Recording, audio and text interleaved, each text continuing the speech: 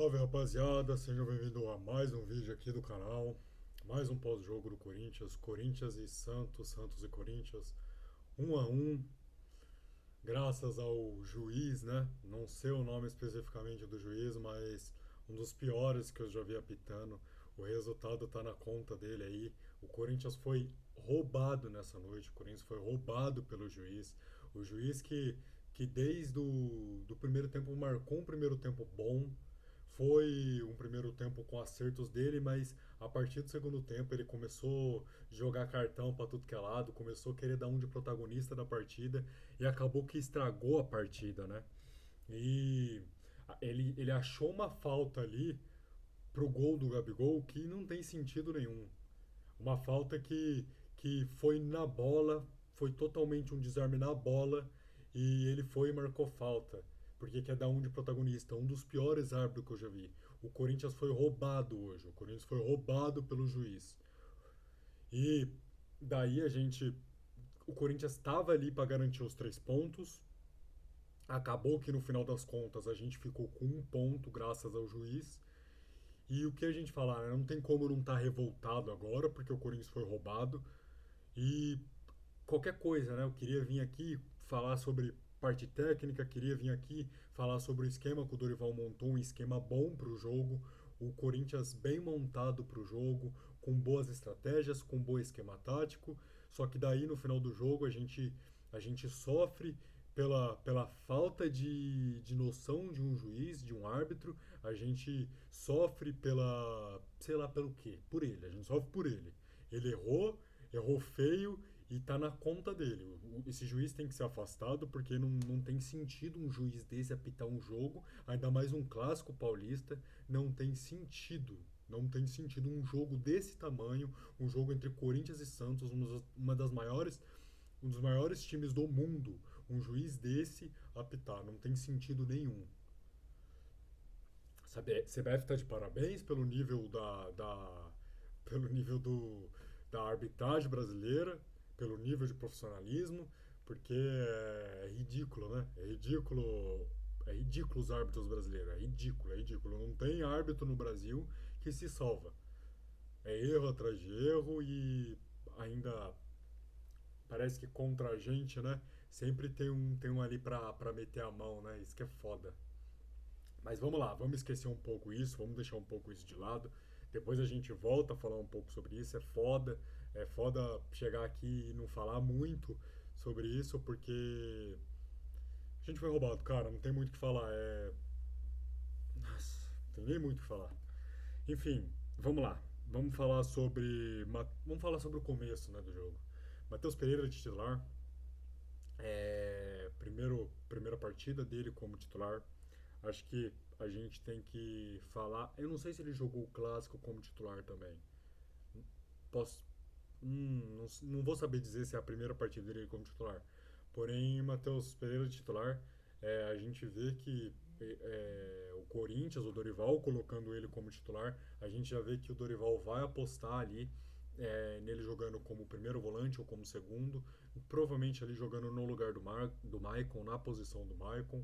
E se a gente pensar no tanto que o Corinthians ia gastar com o Maicon, o tanto que o Corinthians agora está gastando o Matheus Pereira, é uma troca justa, uma troca boa. Então eu vejo com bons olhos isso. E vamos ver os próximos jogos, né? Eu acho que daqui para frente ele vai firmar a sua vaga como titular, porque eu acho que ele tem bom passe, ele tem boa virada de jogo, ele tem boa achada, ele tem boa condução de bola. Então eu acho que é uma boa ali. É uma boa pro Corinthians, uma peça de reposição e talvez até um eventual titular do time. Vamos falar de Roberto, né? O Roberto faz uma jogada antológica, o Roberto faz uma jogadaça a nível Ronaldo de cortar todos os jogadores do Santos, de driblar uns 5 jogadores do Santos, sofreu pênalti e foi muito pênalti, né? Não tem como não falar que não foi pênalti. Só que daí em seguida, quem que vai lá bater o pênalti? O Roberto. E eu tenho informação aqui, deixa eu pegar a informação, mas o Yuri Alberto, ele não pode bater mais pênalti pelo Corinthians, né? O Yuri Alberto, ele é o 9 do Corinthians, ele é o cara que tem que colocar a bola debaixo do braço e tem que resolver claramente. Ele e o Memphis são esses dois tipos de cara, e quando o Memphis não tá na partida, ele tem que fazer isso, porque ele é o protagonista do time. A gente fala, a gente brinca com isso, mas é a verdade, o camisa 9 é o protagonista. O camisa 9 tem esse peso. A camisa 9 tem esse peso no futebol. Então, vou trazer o dado aqui, rapidinho, calma, deixa eu pegar. É, mas ele não pode bater, né? Ele bater no pênalti é horrível. E a informação: o Yuri Alberto perdeu 4 dos últimos 5 pênaltis que cobrou. Santos hoje, Cruzeiro semifinal da Copa do Brasil, Flamengo a cavadinha, que foi ridículo, e Palmeiras oitavos da Copa do Brasil. Ele é bom de bola. A gente não sabe se o Yuri Alberto é bom ou é ruim, mas no meu ponto de vista o Yuri Alberto é bom de bola. Ele sim sabe jogar bola. Muita gente brinca com isso, mas sim, ele sabe. Quem não sabe jogar bola não tem como fazer. Não tem como não fazer os gols que ele faz. Não tem como fazer os gols que ele faz. Então, mas, pô, mas bater no pênalti é lastimável, né? É horrível bater no pênalti. Ele não acerta, ele erra todos. Eu acabei de passar uma informação importante, informação zaça, e o Yuri Alberto, a gente pensa assim, a gente só lembra do pênalti que ele perdeu na cavadinha do Flamengo, né? Porque eu acho que é o pênalti mais horrível que ele bateu. Só que se a gente olhar direitinho, tem várias outras já situações que fizeram que ele perdeu o pênalti. Tem situações que aconteceram que a gente vê, eu trouxe agora os dados pra gente, e a gente vê isso. Mas ele não pode bater, é um jogador zaço, mas não pode bater pênalti pelo Corinthians mais. Eu acho que o dia de hoje mostrou pra gente que não dá para contar com ele para isso. Dá para contar com outras coisas. Ele entrega a raça dentro de campo, entrega correria dentro de campo, deixa o suor dele ali dentro de campo, faz gol nos caras, ele faz pra caralho. Gol nos caras ele faz muito. Ele faz muito gol nos caras. Se eu não me engano, ele tem 8 gols contra o Santos. Ou é 7, não sei. Só sei que ele acho que é 8 mesmo. Ele tem 8 gols contra o Santos, 7 pelo Corinthians e um que ele fez pelo Internacional no Santos. E ele é muito pai dos caras. O Yuri Alberto é pai do Santos. Ele faz muito gol contra os caras. Quando é ele contra os caras, ele faz muito gol. Só que pra bater pênalti não dá. Pra bater pênalti ele erra. Ele erra contra todo mundo. E é isso. Vamos falar agora o bom esquema tático do Dorival, né? É um esquema tático, no meu ponto de vista, excelente do Dorival. A gente consegue ver, acho que até quem não presta muito atenção nisso, quem assiste o jogo ali só pra olhar o gol, essas coisas, dá pra saber que o Dorival fez um esquema tático, fez uma estratégia, montou tudo um esquema pra jogar essa partida. É, o Dorival povoou o meio campo, né? Ele coloca Matheus Pereira, ele coloca Carrilho, ele coloca Bidon, ele coloca Ranielli, tô esquecendo mais alguém, e coloca o André, o volante André. Ele coloca 5 jogadores no meio campo. 5 jogadores. Ele povoou o meio campo para liberar as laterais e a gente vê que o Corinthians ganha nessa nesse esquema numérico do meio-campo, porque o Santos coloca muito jogador no meio-campo também, só que não tem as mesmas qualidades, né? A gente colocar peça por peça não tem a qualidade dos jogadores do Corinthians que estavam no meio-campo. E ele libera as laterais, né? Os laterais viram alas e a gente percebe também uma coisa que ele usou muito no esquema tático dele é a virada de bola de um lateral para o outro. Sempre tem isso. Por ele colocar muito meio campo, os jogadores do Santos, eles povoam o meio-campo, né, para não ficar aquele vazio no meio-campo da partida do Santos, e daí os laterais ficam livres, né? O Mateuzinho e o Matheus Bidu ficam livres e sempre tem essa inversão de bola de um lado para o outro. E é muito importante isso, porque isso é esquema tático, né? O Dorival deitou no esquema tático contra o Voivoda, e também ele fazendo tudo isso, ele coloca o Yuri Alberto para correr, né? O Yuri Alberto, ele tava jogando até como ponta direita. O Corinthians estava jogando a bola, os volantes estavam pegando a bola ali perto da defesa, na frente dos zagueiros e fazendo os cruzamentos longos, que foi cruzamentos que também teve na final da Copa do Brasil. O próprio gol sai de uma bola dessa que o Martinez dá um chute, o gol que o Roberto também sai de uma bola dessa que o Martinez dá a bicuda para frente e o Roberto disputa com o zagueiro do Vasco. E nessa partida foi a mesma coisa. Foi o Roberto disputando ali com o Zé Ivaldo, disputando com os zagueiros do Santos e ganhando todas, né? Porque ele é rápido, né? Claramente, na partida a gente percebe que os zagueiros do Santos são muito lento, né? E em comparação ao Roberto. E o esquema tático do Dorival foi algo muito interessante hoje, de verdade. Eu acho que as últimas duas partidas ele deixou a desejar no esquema tático, contra o São Paulo e contra o Red Bull Bragantino principalmente. Só que nessa partida ele manda muito bem. Ele manda muito bem mesmo. E vamos lá, vamos para outro tópico: a volta do Garro. O Rodrigo Garro volta hoje, né? Tava lesionado, é a primeira partida no ano que ele faz. Ele tava com um problema no pulso, né? Se eu não me engano, no pulso. Ele até tá com a munhequeira na partida, a gente consegue perceber isso. E não dá para julgar muito ou para falar muito sobre a volta do Garro, porque na hora que ele entra, o Dorival só tá deixando o time retranqueiro. O Dorival não usa o Rodrigo Garro para nada. Ele só colocou o Rodrigo Garro para ele pegar uma minutagem e provavelmente jogar a próxima partida como titular ou mais minutagem na próxima partida. É mais para balanço de jogo do que para o Rodrigo Garro fazer alguma diferença na partida.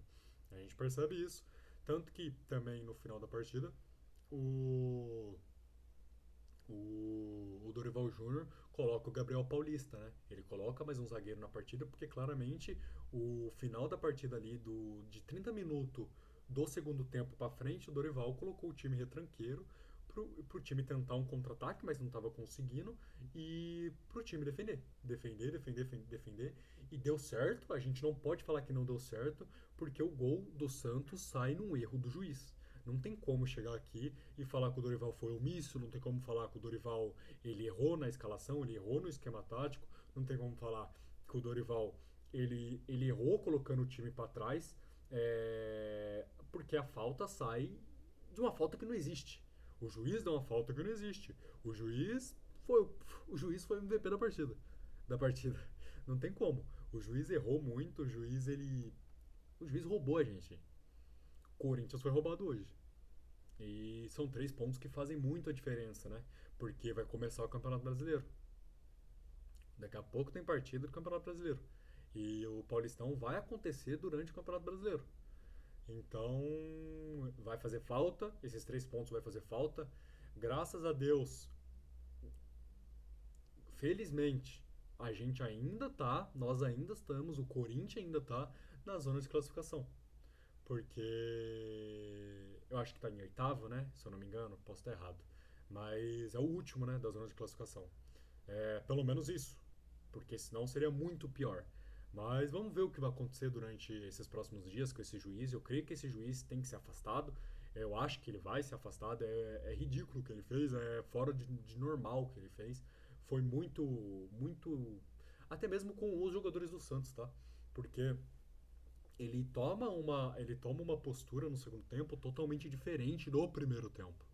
É cartão pra tudo que é lado. Cartão um jogador do Santos, cartão jogador do Corinthians. É falta, é para o jogo, para o jogo. Ele foi muito bem no primeiro tempo. E no segundo tempo ele estraga toda a partida que ele fez. É... Enfim, gente, o Corinthians foi roubado. Não tem muito o que falar. Falei sobre o esquema tático do Corinthians. Falei sobre a volta do Garro. Falei sobre Matheus Pereira, titular.